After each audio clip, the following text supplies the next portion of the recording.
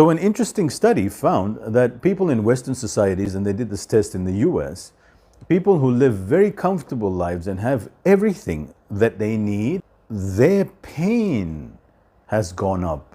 Chronic pain and chronic inflammation has risen to enormous proportion. Pain-pleasure balance of the dopamine receptors has become too polarized on the pleasure side.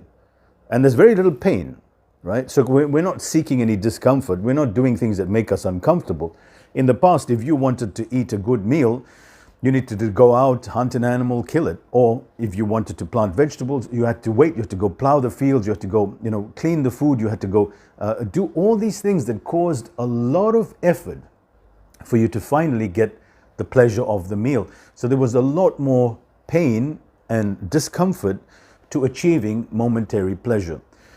But what's happening now is because everything is on demand and we don't even have to leave the house, and within 10 minutes we can have our food delivered to our house, there's too much pleasure. And so what ends up happening is that your dopamine, or your body's pleasure centers, your body's saying, I need to balance this. There's too much pleasure going on here. There's too much seeking pleasure.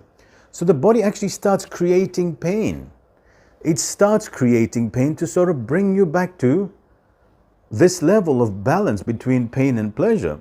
So what we find is, I think over 40% of the population of the US have chronic ailments and chronic pain, because the body's desperately trying to bring us back to equilibrium between pleasure and pain.